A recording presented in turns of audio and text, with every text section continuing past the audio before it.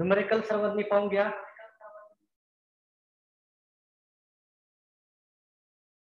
I think सर्वजण notebook आणि calculator घेऊन बसलेले असावेत असं समजण्यात हरकत नाही. तर नेक्स्ट एक्झाम्पल घ्या.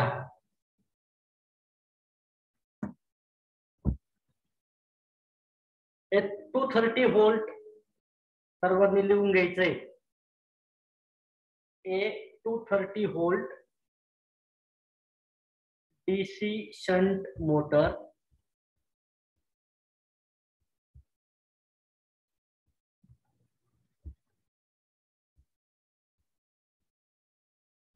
has field resistance of 230 ohm. म्हणजे DC शंट मोटरचं आपल्याला सप्लाय व्होल्टेज दिलेलं आहे या ठिकाणी आणि जी काय फील्ड वाइंडिंग आहे त्या फील्ड वाइंडिंगचा रेजिस्टन्स दिलेला आहे 230 volt and armature resistance of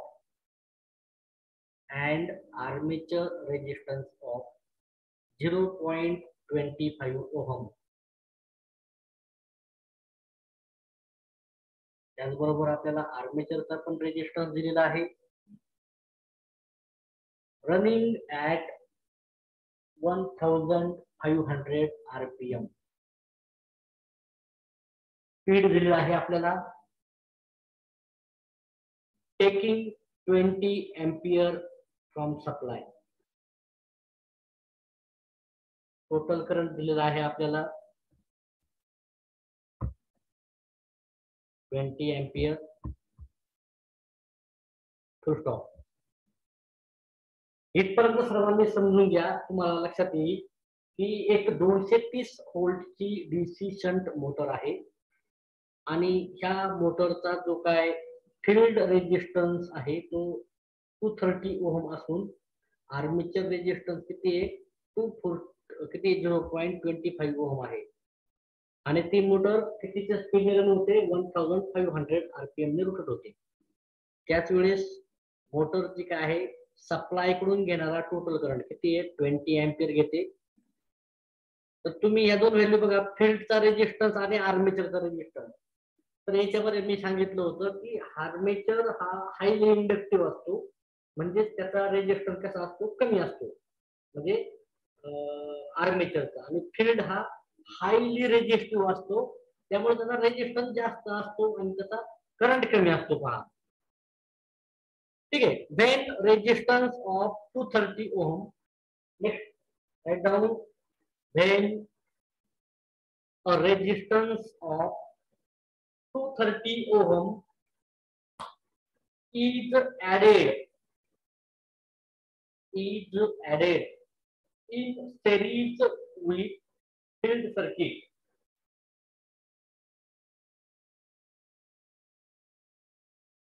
म्हणजे 230 ओहमचा नवीन रेजिस्टन्स आपण सिरीज मध्ये ऍड केलेला आहे फील्डच्या सर्किट मध्ये. The torque remains unchanged. The torque remains unchanged. Torque change होत नाही. लक्षात घ्या सर्वांनी.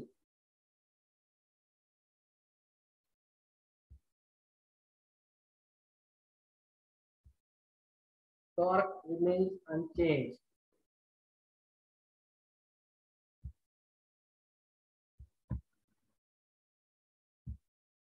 Full stop. Calculate speed and current taken this condition.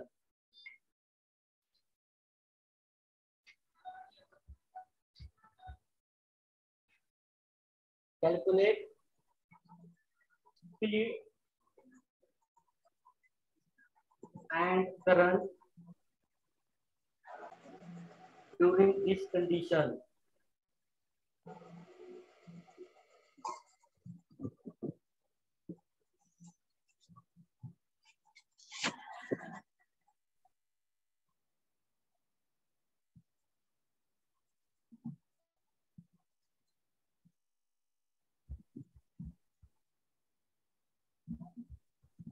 सांगा, बोला पटपट, काय करायचं आता ह्या केस मध्ये?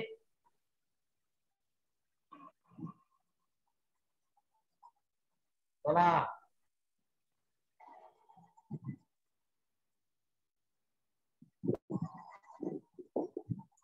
काय करायचंय, कोण सांगेल?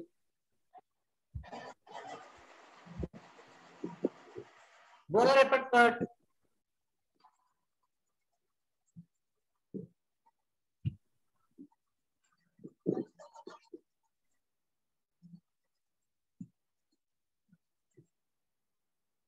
चला चला, बोला बोला पटपट बोला.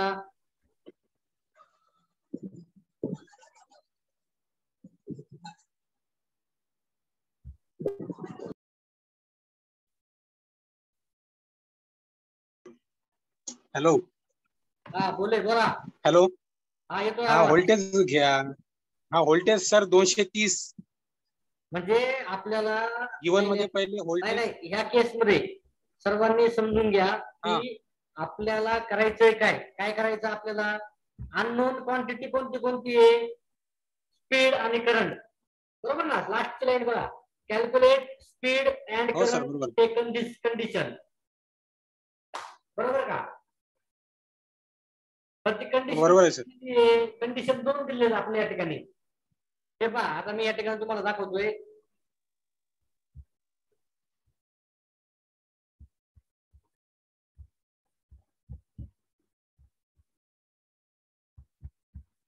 हे पहा, इथून इथपर्यंत दिलेली आहे कंडिशन 1 आणि इथून पुढे दिलेली आहे कंडिशन 2. सर्वांनी स्पीड लक्ष द्या नीट. पहिली कंडिशन काय आहे की 230 व्होल्टची डीसी शंट मोटर आहे. तिचा फील्ड रेजिस्टन्स किती आहे? 230 ओहम. आणि आर्मेचर रेजिस्टन्स किती आहे? 0.25 ओहम. म्हणजे आपल्याला दोन रेजिस्टन्सच्या दोन्ही वाइंडिंगचे रेजिस्टन्स माहिती आहे. रनिंग ऍट स्पीड पण माहिती आहे 1500, टेकिंग 20 एम्पियर फ्रॉम सप्लाय. म्हणजे त्यावेळेस मोटर सप्लायतून 20 एम्पियर करंट घेते, बरोबर? म्हणजे आपल्याला एवढ्या डेटावरून फील्डचा करंट, आर्मेचरचा करंट काढता येईल. आणि येईल का नाही येणार? यायलाच पाहिजे. त्यानंतर दुसरी कंडिशन दिलेली आहे. म्हणजे ह्याच मोटर मध्ये काय केलं आपण? रेजिस्टन्स ऑफ 230 ओहम म्हणजे 230 ओहमचा एक नवीन रेजिस्टर घेतलाय आणि तो ऍड केलाय पुढं in series with field circuit.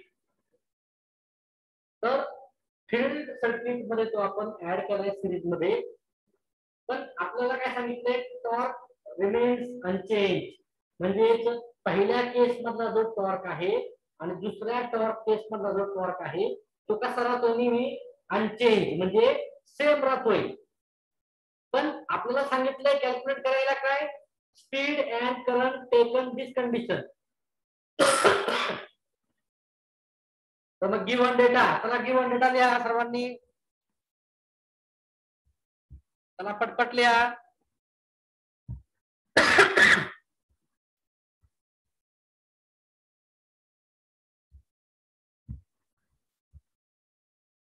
चला गिव्हन डेटा लिहा. काय काय दिले पहा पहिल्यांदा.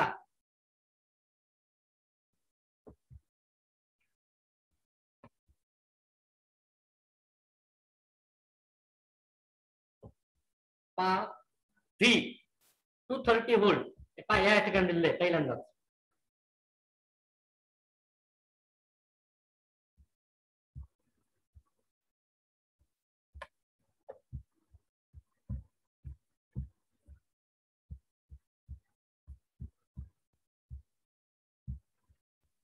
ठीक आहे. त्यानंतर आरएफ म्हणजेच काय? फील्ड वाइंडिंगचा रेजिस्टन्स. हा जो आहे तो आपण दाखवला आरएफ ने. कधी कधी आपण दाखवतो तो आरएसएच ने. आर्मेचर वाइंडिंगचा रेजिस्टन्स आरए ने दाखवलाय 0.25. एन दाखवलेला आहे किती? 1500 आरपीएम आणि कंडिशन दिलेली काय, पहिल्या केस मधला आर्मेचरचा टॉर्क आणि दुसऱ्या केस मधला आर्मेचरचा टॉर्क काय राहतो नेहमी अनचेंज, म्हणजे हे स्टेटमेंट पहा सर्वांनी.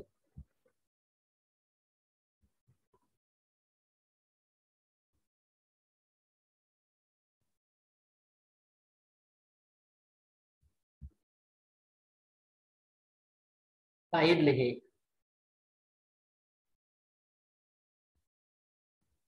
या ठिकाणी सर्वांना दिसत असेल की टॉर्क रिमेन्स अनचेंज.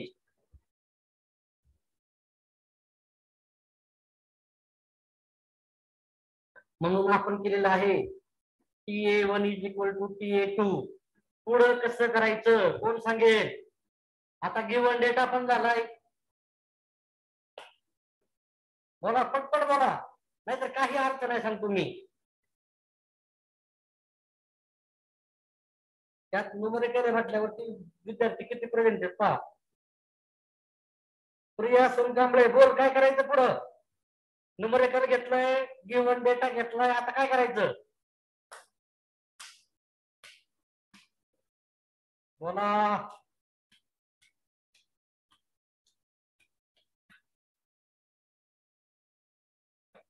अरे बोला रे कोणीतरी. Communication should be two way, दोन्ही साइडने कम्युनिकेशन पाहिजे, एकाच साइडने कम्युनिकेशन असता कामा नये. जर तुम्हाला हेच उदाहरण विचारलं एक्झाम्पल जर फायनलला आणि सांगितलं काय सांगितलं की ऑप्शन दिले स्पीड आणि करंट 1400 करंट 18 एम्पियर, दुसरा ऑप्शन 1420 18.2, तिसरा कसं करणार तुम्हाला? तुम्हाला सिम्प्लिफाय करावं लागणार ना रे बाळांनो.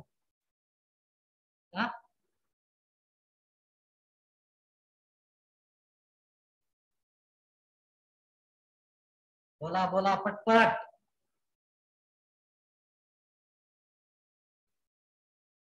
काहीच बोलत नाही कोणी. स्किप करायचं का एक्झाम्पल? जाऊ दे, तुम्ही तुमचं बघून घ्या, नाही काय असेल ते मी आता सांगणारच नाही.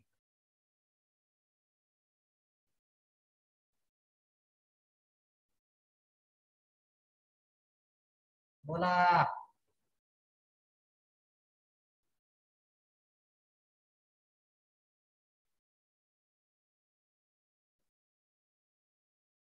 ठीक आहे, घ्या पुढे घ्या. चला, वी नो दॅट, आपल्याला माहितीये. काय माहितीये? स्पीड म्हणजेच N directly proportional to EB, inversely proportional to flux.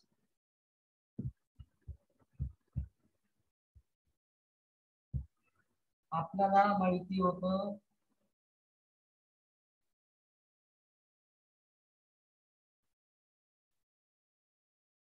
जो काय स्पीड आहे आपण बघितलं होतं स्पीड कंट्रोलच्या मेथड मध्ये.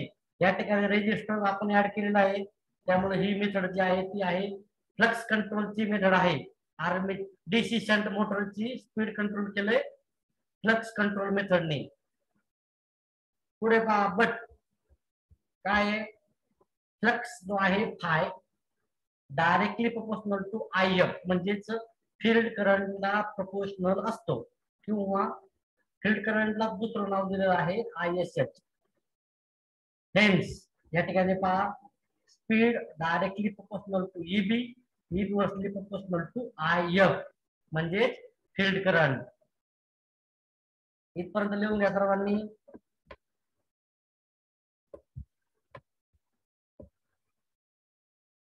पुढे ह्याच इक्वेशन वरून आपण घेतलं दुसरं इक्वेशन. पहा, दोन इक्वेशन घेतले. N2 is equal to EB2 upon IF2, कारण आपल्याला काय करायचं? स्पीड काढायचे. ह्या एक्सप्रेशन वरून आपण घेतलेलं आहे N directly proportional to EB upon IF. मग इथे काय केले? पहिली केस काय आले? N1 is equal to EB1 upon IF1. दुसरी case N2 is equal to EB2 upon IF2.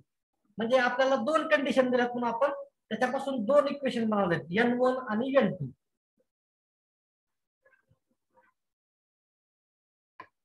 पुढे टेकिंग रेशो या दोन्हींचा रेशो घ्यायचा आहे. पहा या रेशो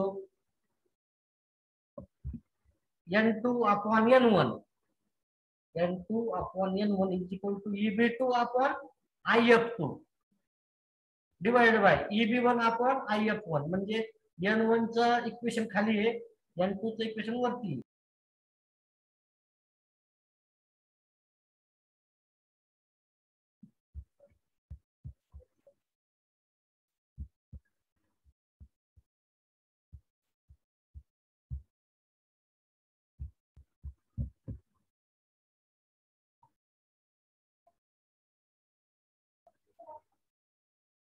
यापुढे पहा N2/N1 is equal to EB2/IF2 divided by EB1/IF1 म्हणजे आपल्याला इक्वेशन भेटलं N2/N1 काय भेटलंय is equal to EB2/EB1 is equal to into IF1/IF2 simplify केलेलं आहे. इथपर्यंत सर्वांना लक्षात आलं का? अरे इथपर्यंत सर्वांना लक्षात आलं का? सिंपल केलेलं आहे. गिव्हन डेटा घेतलेला आहे. स्पीड कंट्रोल आपल्याला माहिती आपण त्या ठिकाणी घेतला होता. n चा फॉर्म्युला घेतल्यानंतर आपण काय केलेलं आहे, पुढे पहा सर्वांनी,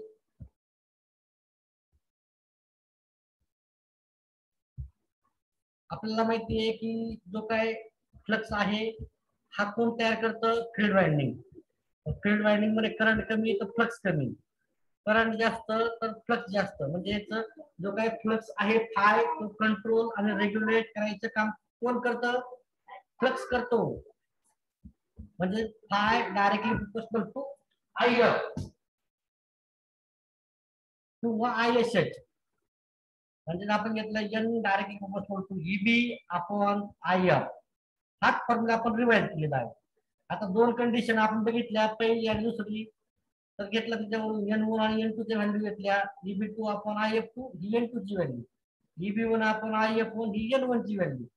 दोन्हींचा रेशो घेतला N2/N1 चा, लिहायचं EB2/E1 आणि N1 च्या पुढे लिहायचं EB1/IF1.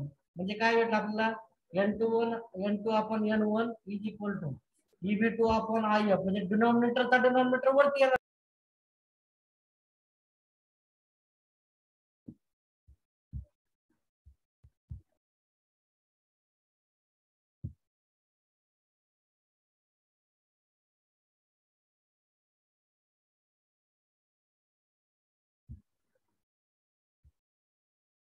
या ठिकाणी सर्वांनी पहा की काय केलेलं आहे की आपल्याला N2 आणि N1 चं एक्सप्रेशन मिळालेलं आहे.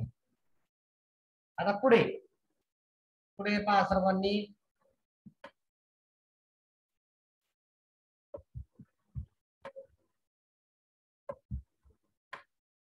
आता आपण काढतोय काय काढतोय? शंट वाइंडिंगचा म्हणजेच फील्ड वाइंडिंगचा करंट काढतोय आपण. पहा सर्वांना माहिती आहे डीसी शंट मोटर मध्ये म्हणजेच पॅरलल सर्किट मध्ये व्होल्टेज नेहमी सेम असतो, करंट नेहमी डिवाइड होतो. तुम्ही शिकलेला आहात ECI मध्ये वगैरे. तर ह्या ठिकाणी ओहम्स लॉ वापरलाय. ISH1 म्हणजे पहिल्या केस मध्ये म्हणजे फील्ड करंट 1 काय आहे? V/RF1. पहिल्या केस मध्ये ओहम्स लॉ सर्वांना माहिती आहे. डीसी शंट मोटरचे डायग्राम काय? डीसी शंट मोटर डायग्राम सर्वांना माहिती आहे. V/RF1 काय आलेला आहे? 230 व्होल्ट अपॉन 230 व्होल्ट म्हणजेच तो आलेला आहे 1 एंपियर. सर्वांना माहिती आहे टोटल करंट किती होता?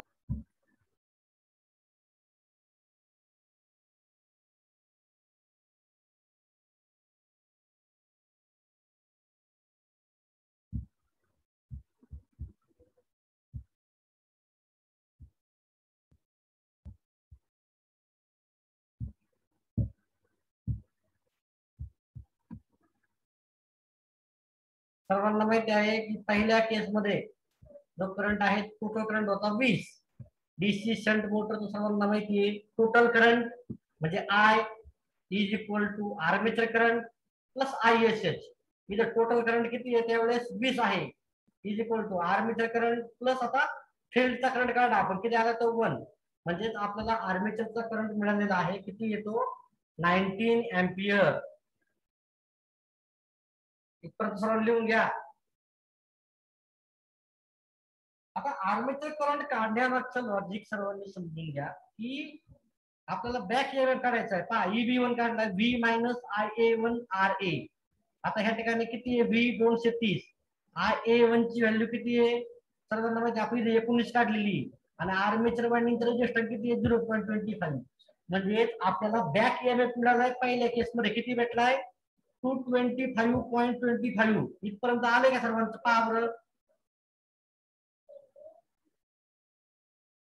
पहिल्या केस मधला आता आपण बॅक ईएमएफ काढलाय, त्यासाठी आपण काय केलेलं आहे की पहिल्या केसमध्ये डीसी शंट मोटरचा जो काय आहे सर्वांना माहिती आहे, आर्मेचर आणि फील्ड वाइंडिंग कसे असते, एकमेकांना पॅरलल असते. म्हणजे पॅरलल सर्किट मध्ये व्होल्टेज कॉन्स्टंट असतं, पण करंट डिवाइड होतो. म्हणजे त्या ठिकाणी पहा, total current I is equal to IA plus ISH किंवा IF. म्हणजे आपण ओम्स काढा V आपण RF किती व्होल्टेज पहिल्या केसमध्ये 230, फील्ड वाइंडिंगचा रेजिस्टन्स किती आहे 230, म्हणजे हा आला 1 एम्पियर आला फील्डचा करंट. म्हणजे आपण टोटल करंट काढला किती येतो 20 is equal to armature current किती आहे आपल्याला माहित नाही, प्लस आता आपण काढला पहिल्या केस मधला शंट वाइंडिंगचा करंट किती येतो 1 एम्पियर, म्हणजेच हा आलेला आहे 19 एम्पियर. म्हणजे पहिल्या केस मधला ईएमएफ घेतला आपण back EMF, EB1 is equal to V minus IA1 into RA. V किती आहे 230, IA1 किती आहे 0.25, RA किती आहे RA 0.25, IA1 किती आहे 90 एम्पियर. म्हणजे हे सिम्प्लिफाय केलं तर आपल्याला बॅक ईएमएफ भेटला आहे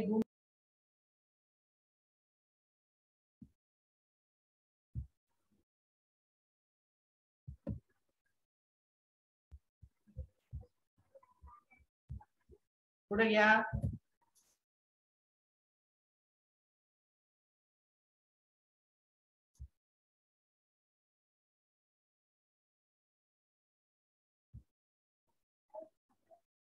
कंडिशन दिली आपल्याला, टॉर्क रिमेन्स अनचेंज, म्हणजे कंडिशन इज गिव्हन. म्हणजे या ठिकाणी पहा TA1 म्हणजे पहिल्या केस मध्ये आर्मेचरचा टॉर्क कुठे तयार होतो आर्मेचर मध्ये होतो. म्हणजे ती कंडिशन काय असेल TA1 is equal to TA2. सर्वांना माहिती आहे टॉर्क हा डायरेक्टली प्रोपोर्शनल असतो फ्लक्स इंटू आर्मेचर करंट. म्हणजे आपल्याला दोन इक्वेशन भेटले, TA1 is equal to TA2, Φ1 into IA1, Φ2 into IA2. करा सिम्प्लिफाय, तुम्हाला भेटलेला आहे IA2 is equal to IA1 into IF1 upon IF2. म्हणजे आपल्याला ह्या दोन्हींचं जर बघितलं IA2 upon IA1 is equal to IF1 upon IF2 भेटलेला आहे. म्हणजे IA2 ची व्हॅल्यू काढू आपण आता. IA1 किती आहे वरतीच आपण घेतलेला आहे 19 एम्पियर आहे, IF1 किती आहे 1, IF2 किती आहे 0.5.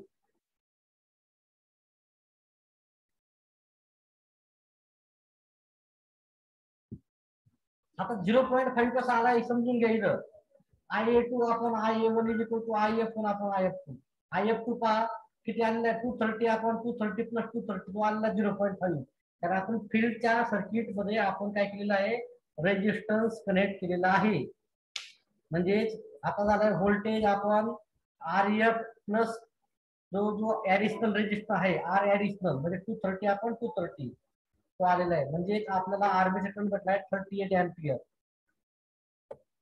IA2 भेटलाय 38 एम्पियर. म्हणजे EB2 काढा आता, V minus IA2 into RA 230, V ची व्हॅल्यू IA2 ची व्हॅल्यू 38 एम्पियर, त्याच्यानंतर RA ची व्हॅल्यू 0.25. म्हणजे आपल्याला भेटला 230 मायनस 9.5.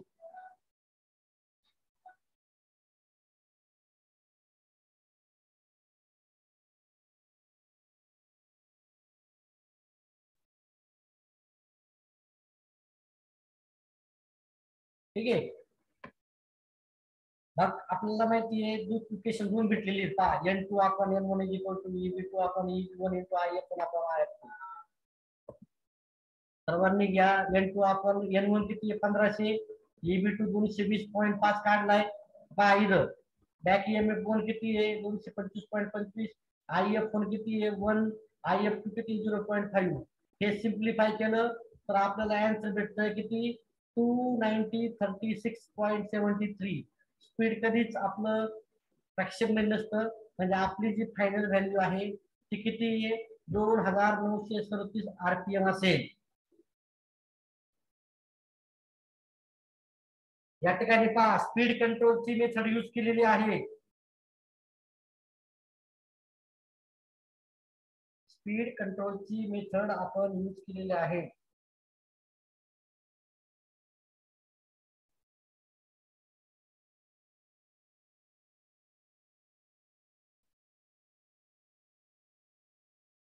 ठीक आहे.